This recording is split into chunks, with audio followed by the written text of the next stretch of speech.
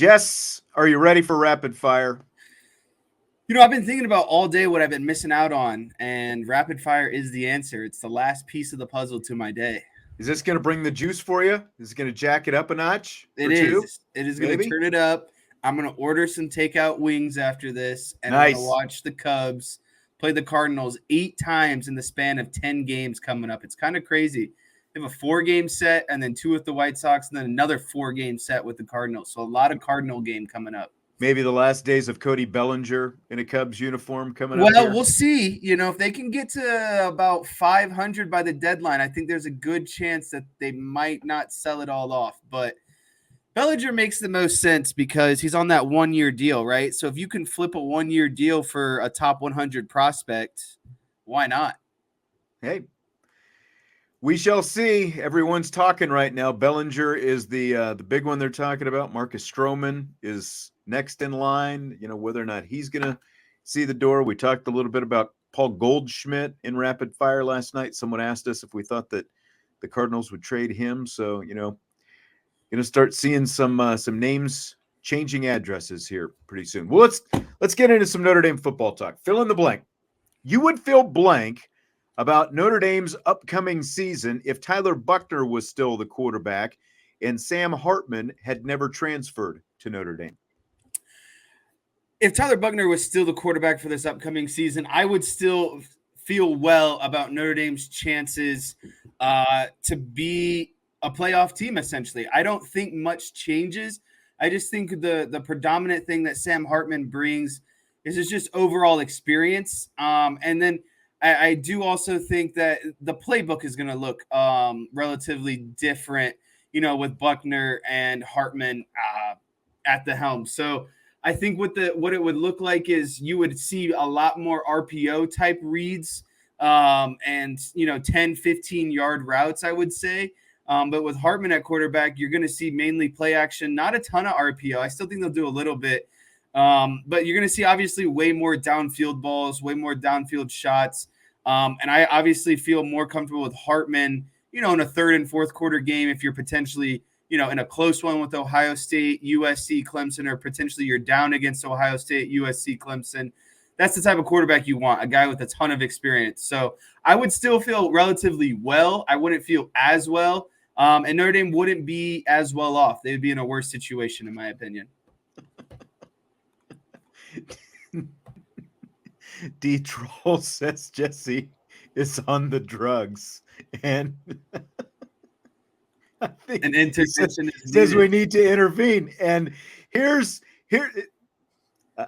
I'm not far off from you, D-Troll. So with Hartman, I think they're at least a 10-2 team with a 12-0 ceiling and a floor of 9-3. That's with Sam Hartman right now.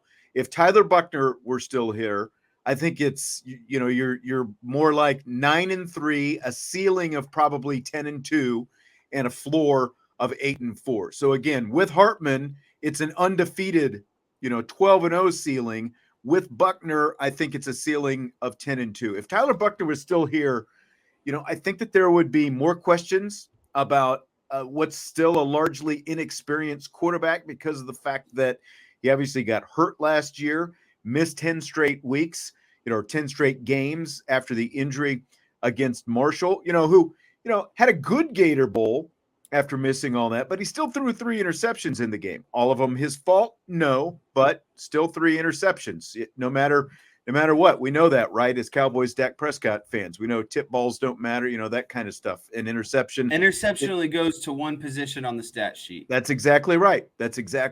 And 5 interceptions in 83 pass attempts last year. That's an interception in every 16 attempts that Tyler Buchner had. Big disparity from the much more experienced Sam Hartman. And I know there's some people who talk about, well, he threw 12 interceptions. That's an issue. 428 pass attempts Sam Hartman had last year. That's an interception every 35 attempts. So that's like twice as many pass attempts for Sam Hartman to throw an interception as it is for Tyler Buchner. Hartman's got a 3-1 touchdown to interception ratio. Buchner, 3 touchdowns, 5 interceptions. He's got a negative ratio, unfortunately, for last year. So, this is going to be a high-scoring offense this year, and it's one that's going to complement the defense better. So again, Bucner, talented guy, but you're still talking about probably working through some growing pains, and that's what we would be talking about. Like if Tyler Buchner were still here, we'd be talking about, can he get past this interceptions? Like how much has he grown since that Gator Bowl? We obviously would have had a little bit of spring practice to base some of that stuff on, but we'd still be talking about, is that a thing of the past for Tyler Buchner versus, with Hartman, it's a much more finished product, obviously. So based off of all of that, how many added wins does Sam Hartman give you? Cumulative, like net. How many net wins does, like I said, Sam Hartman give you in comparison? With Sam Hartman, I think you're starting off at it with a 10-2 team. That's what I think, with a ceiling of 12-0. If it was Tyler Buchner, I think you're 9-3 with only a 1-win improvement type ceiling, 10-2. I think the floor for Hartman is 9-3. I think the floor for Buchner is around. So the floor of Hartman is equal to Buckner's ceiling at 10-2. Right. Exactly. So at Buckner's best, roughly, anyway, that's not going to be better than Sam Hartman's. I think because of the fact that you're, better athlete in Tyler Buchner, but because of the fact that he is far from a finished product as a passer. Like they're talking in Alabama. I've been, again, like I was talking with Brian Curtis there. I've been watching a lot of the SEC media days on the SEC network this week. And, they've had Alabama guy, Nick Saban wasn't going to talk about it, obviously, but the different Alabama reporters and stuff they've had on, they don't think Tyler Buchner is going to be the guy. There was a guy on today who said he thinks that they basically brought Tyler Buchner in to be an insurance policy. And that's basically what he was here. So like, if that's what ends up being the case, like it's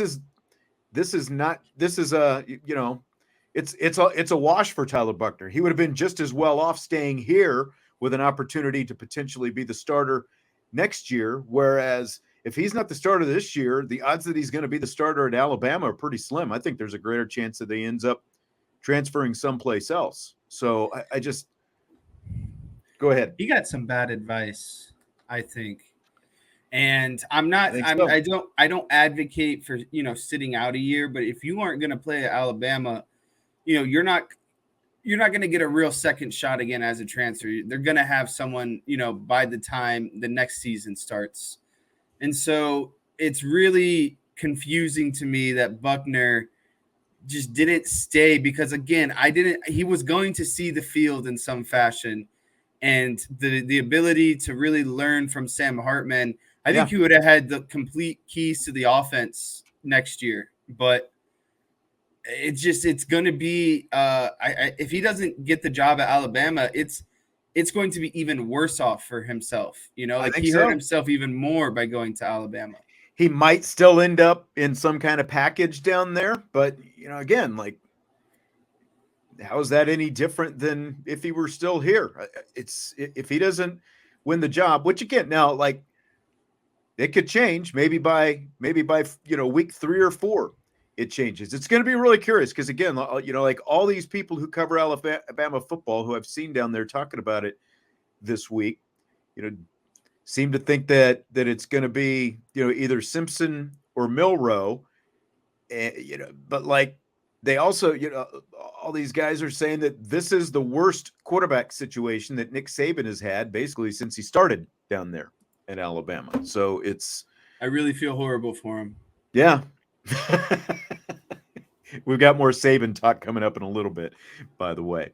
So Brian Kelly got into some of the differences between being at LSU and being at Notre Dame when he was on Sirius XM radio this week. Here's what he had to say. Quote, "The environment that's created and then the welcoming of the family to it, it becomes like I've never done this before. I became a fan." He's talking, of course, about being at LSU. "I don't know what a fan is like, right?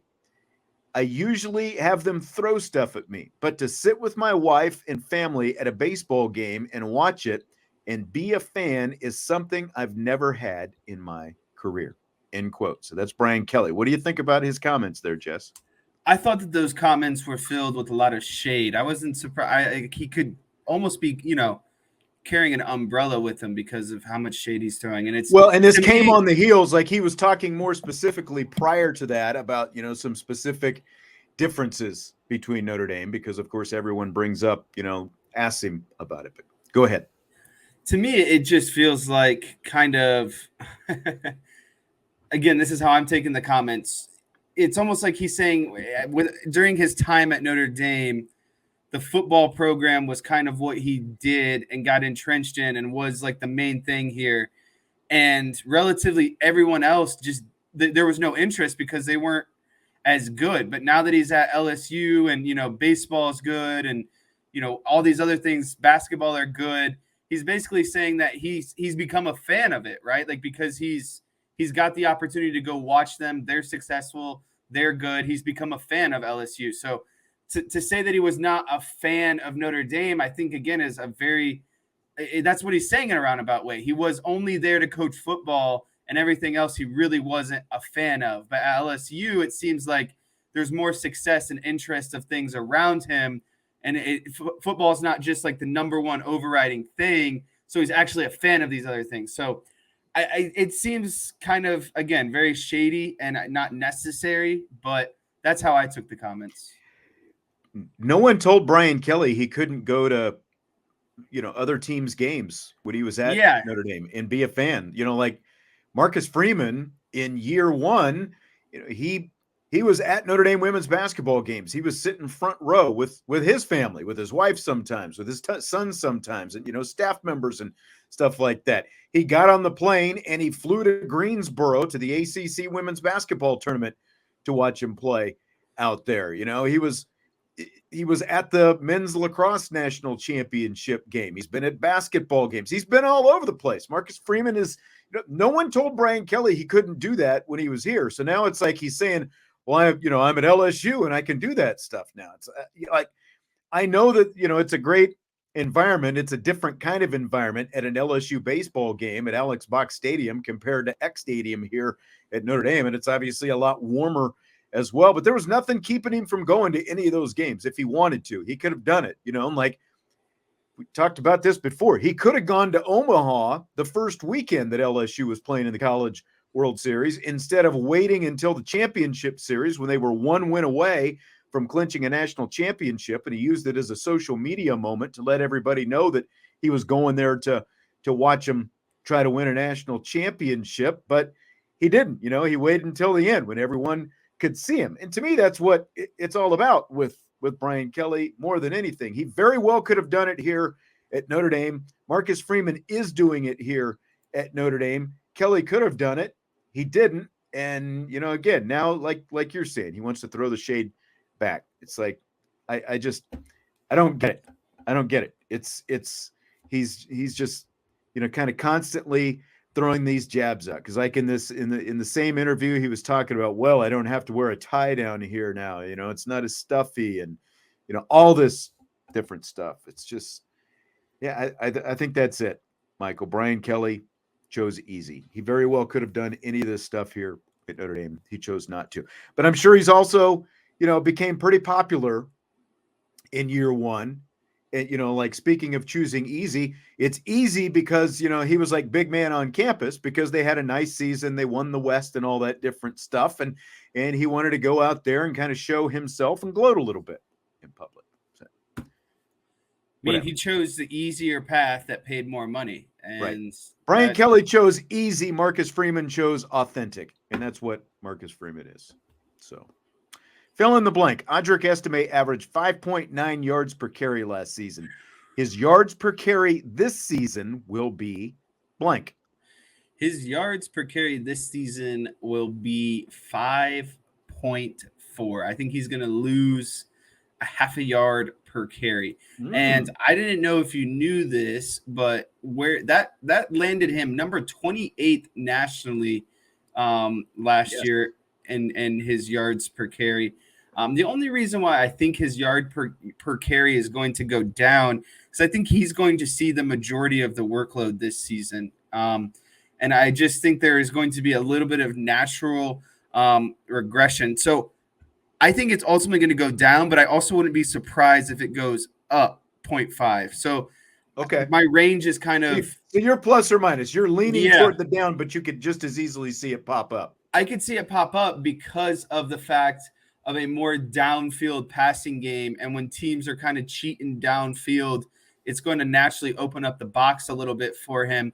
I just don't know, is he going to be able to effectively manage a larger workload this season? So that is, I guess, that's the teeter of, the plus 0.5, the fact that he has a more downfield passing game and the box should be a little bit looser. But then again, that means his workload is going to be up a little bit because he's going to be the premier back. And I think the other two guys are going to split, what's ever remaining between them. So yeah, I'm going to say he's going to go down slightly, but again, I wouldn't be surprised if he goes up to like 6.5 next season as well. And I've got it going up about a half a yard. I think he's going to be in the 6.4 range. He had 156 carries last year, 7.3 by Dwayne McBride of UAB led the nation last year. And so, like you said, he was number 28 nationally. Reggie Brooks, the record holder for a single season, 7.62 is Reggie Bush. Josh Adams, I was looking back at Josh Adams. He averaged 5.9, what Audric Estimé averaged in 2016 when they were horrible. The next year, he jumped up a full yard per carry to 6.9 in 2017. And that was even when he kind of faded down the stretch in November, when that whole Heisman, 33 trucking and all that stuff ended up fizzling out toward the end. So I think because of one, Audric Estimé is who he is. I think that he's still I think he'll be getting more carries, but he's going to be sharing the load still, I think, out there. And the key is what you hit on, the downfield passing attack. That is going to open things up. It's going to keep teams much more honest. And I think we're going to see some longer runs from Audric Estimé and, and other guys for that matter this season, but we'll see some longer runs from him. So I think it's going to go up at least a half a yard per carry to around 6.4, 6.5 this year. And what also plays a factor into this is, how big do they get up on the teams that they're supposed to beat up on? Because the last thing I want when I'm down, 34-10 or 34-17 is a fat dosage of Audric Estimé in the fourth quarter. Right. When you need to get some stops. So I think that is also going to be a big factor in it too. Is he going to eat up those crunch yards in the fourth quarter? And that's, not to get kind of off topic, but still relatively in the same topic. That's the thing I want to see out of Marcus Freeman and the running backs coach this year is there needs to be a good rotation where Audric Estimé is getting fresh touches in the fourth quarter because he should punish a lot of teams in the fourth quarter. And he shouldn't get bogged down early and then kind of be, lacking in the fourth quarter. There needs to be a good fresh cycle of these running backs throughout the game. That's where I think there's a lot of very capable bodies in that room. And I think that it can definitely keep him fresh and he can be that closer type guy. I think you're exactly right with that. They can offer a change of pace in a lot of different ways with guys like Jadarian Price and Jabron Payne, Jeremiah Love, Devin Ford.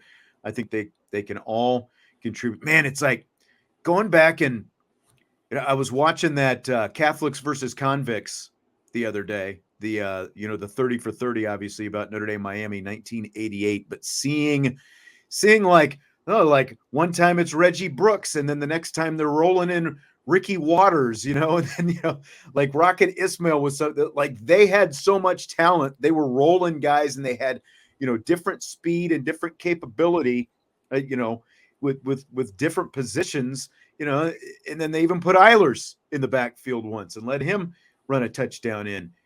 I think that because of the kind of talent that this team has in that backfield, they'll be able to mix some stuff up and do exactly what you're talking about, kind of keep some legs fresh and do a lot of different things. One of the many things to get excited about for this season. Fill in the blank. It is blank that on the same day, former Notre Dame and Dallas Cowboys offensive lineman Zack Martin earned the coveted Madden 99 rating. There were reports that he might not report to training camp next week until he gets a new contract. So for me, this is a comical, very Cowboys situation, right? Like Zack Martin has been the backbone of your offensive line for going on a decade now. I think is like he was drafted in 2014, 9 years 2015? going into his 10th season right now. Right. And so he's arguably been the best guard in football for a decade, right? Like he's got more all-pro nods than he has holding penalties. He makes the Pro Bowl every year. He's, put up with the changing of coaching staffs, the changing of, the offensive coordinators, coordinator, all of it. And he's just been the consistent cog in the lineup. And rather than the Cowboys rewarding that, they've kind of put it off. And now that he's, a very blaring, not that people look at the 99 Madden rating, right? Like that's just another kind of cherry on top. But it's like, you should take care of the guy who is basically taking care of that entire offense outside of Dak Prescott. And now that it's time to pay him, you look like an idiot because you're, again, not paying the person who has, shouldered, again, the majority of the offensive line the last decade. And you could say Tyron Smith, but Tyron Smith has been hurt a lot, in and out a lot of seasons. Zack Martin, knock on wood, the guy doesn't get hurt. He's durable. He's just everything that you would need. And the fact that the Cowboys have neglected to pay him for what he's earned is just, to me, a very Cowboys type move. I had never heard of this 99 rating until yesterday. I guess they only give it to a few players per year. The last guard to get this 99 Madden rating, though, it's been 20 years. Another Dallas Cowboy, the vicious Larry Allen, got it in 2003. Did you know about this Madden 99 before this? Did you know much about this? Yeah, so it's the only reason I know about it is because I've played the video game some before, and then it's just like a very big deal every year. Like there's like you get presented. I can't remember if you get like some special. You get something like Madden gives you something for being a 99 rating. It's like a gold something, which isn't very, helpful. But there's not very many of them. Last year there was only 4. Who do you think, if you had to guess who the 4 were last year, who do you think they would be? I saw it, and I have no idea off the like Justin Jefferson, maybe. Did he get one? This year. He's this year. He's on this year's? Okay. He's on this year. Devontae Adams was last year. Okay. Aaron Donald, who I think got it again this year. Okay. Myles Garrett, which whatever. And Trent Williams, the tackle for the 49ers. I agree with that one as well. But again, there's not many. It's a very coveted thing. Right. It's a handful of guys per year. And the thing is, Adam Schefter tweeted that Martin is woefully underpaid relative to the market. He signed a 6-year deal 5 years ago in 2018. So he's got 2 years left. But, unlike a lot of other players who signed these deals, his play hasn't slipped. And you kind of went through some of it. I mean, the guy has been first-team All-Pro in 6 of his 9 years. He's been second-team All-Pro the other 2 years. The only year he didn't make first or second-team All-Pro was because of injury. It was, his back was jacked up a few years ago. So he played in every game last year, didn't give up a sack, just 12 pressures allowed. 7 other guards are making more money than him right now. So again, it's like, yeah, he signed this deal, but you're talking about a guy who is still 32, performing at an elite level year after year after year, and you got to figure out how to compensate this guy because he is literally your best lineman. And they've had so many injuries with that line, and it's been so up and down and inconsistent for the last few years. It's like that's your guy. He's not just your best offensive lineman. He is literally the best interior lineman in the NFL. You gotta figure something out. So I watched make it this happen. sweet video because Dak Prescott posted. A lot of people were posting. A lot of the Cowboys players were posting like congratulations to Zack Martin on their Instagrams, and Dak posted this clip of Zack Martin basically.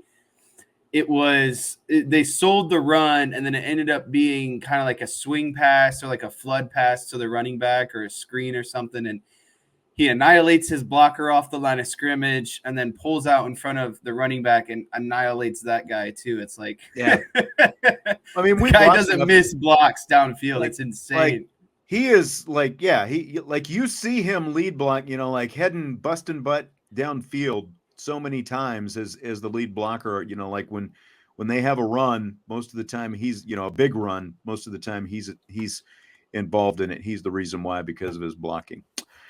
Okay, so Bill Belichick is reportedly on the hot seat in New England if the Patriots don't make the playoffs this year. In the meantime, there's talk now that his longtime friend Nick Saban's legacy could be tarnished if Alabama misses the college football playoff this year.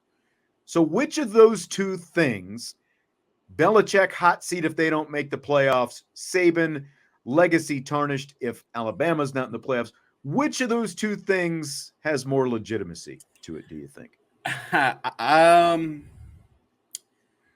So I'm gonna disclaimer. I think neither of these have like overall like they're like 20% legitimacy. But if I have to pick which is like more legit over the other, I would have to say that Belichick being on the hot seat if New England doesn't make the playoffs, just because when you say legacy, that is a much longer span, and I feel like dramatic than just saying could be on the hot seat for missing the season, because there's nothing that could really tarnish Nick Saban's legacy at this point.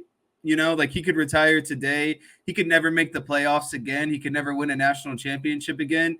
And he'll still probably go down as, if it's not, what is it, Paul Bryant, it's Nick Saban, like they're just the greatest coaches probably ever in college. And so nothing's ever going to tarnish Nick Saban's legacy. So I will have to say that even though I don't think it's true that Belichick being on the hot seat if he doesn't make the playoffs has more legitimacy. Yeah, and I think that his, again, this is reportedly that the relationship with the owner Robert Kraft apparently isn't great, because Kraft and Brady are so much closer than Belichick. I mean, both of these guys are 71.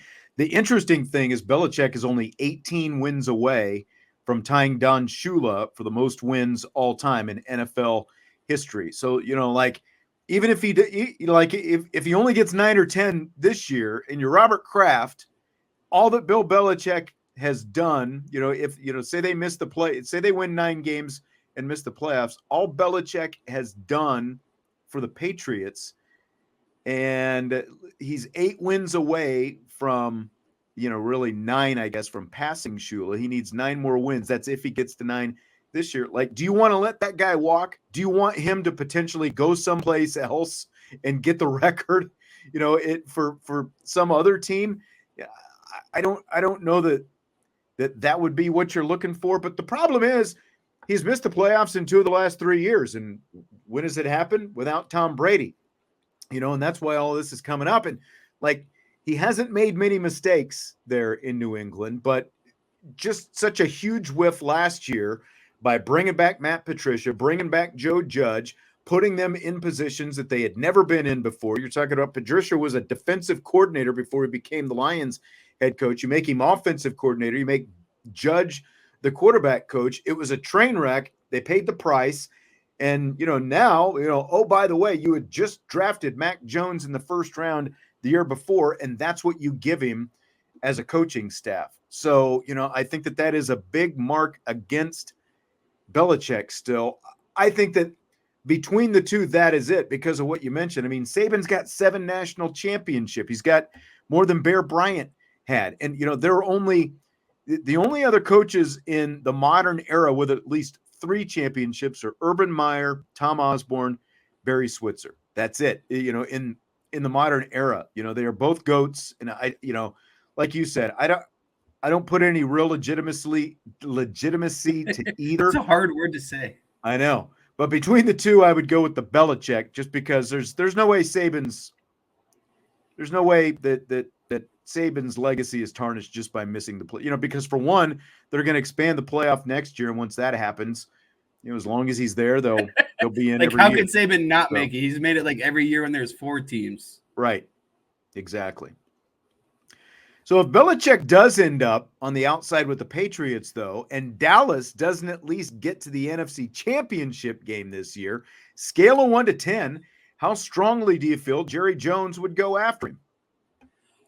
This would be a 1 out of 10 for me. And I just think Jerry Jones is never going to hire a guy that he ultimately doesn't have control over at the end of the day. Well, and Bill Belichick is not ever going to be controlled by Jerry Jones. Let's remember he danced with that with Bill Parcells a few years back. He gave up some of that control, hired Parcells, and Bill Parcells is the reason Tony Romo went undrafted. Parcells and Sean Payton found Romo. Romo could have gotten more money actually to sign with the Denver Broncos as an undrafted free agent, but he wanted to go play for Bill Parcells. And, you can knock him all you want, but he's still the best post Troy Aikman quarterback that the organization has had. And, there are a lot of other guys that Bill Parcells drafted. I think with the age that Jerry Jones is at, he desperately wants that last championship. I give this a 6. I think that he could be willing to dance that dance for a couple years. He could dance that dance for a couple years. Yep. That's right. Dreams are for rich people. That's very fair. That's very fair. Back to Brian Curtis, who we had on at the start of the show. D. Troll Hunter was asking if he is the real estate guru in Iowa. I would say no. He is not the Iowa real estate guru. We were talking about Brent Musburger in that Brian Curtis interview. He said that Musburger is available. He did the Raiders radio broadcast last year. The reason he did the Raiders radio broadcast is because he retired / was, I think, kind of pushed out a bit by Disney a few years back. Still getting it done down there and doing his sports wagering thing out there in Vegas. I mean, that would be a good broadcast. Brent Musburger and Mike Mayock.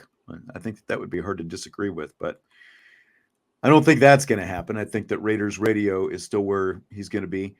Brandon says Chris Fowler is the worst. Where are you on Chris Fowler as the lead play-by-play? He is essentially the top dog when it comes to college football in terms of announcers. Yeah, I like Chris Fowler. I think he's got a great voice. I think he's predominantly non-biased. And I definitely prefer him over Kirk Herbstreit. They work together. It's like, if you're going to compare him to play-by-play guys, it's like Brad Nessler, Jack Collinsworth, some of those kind of guys.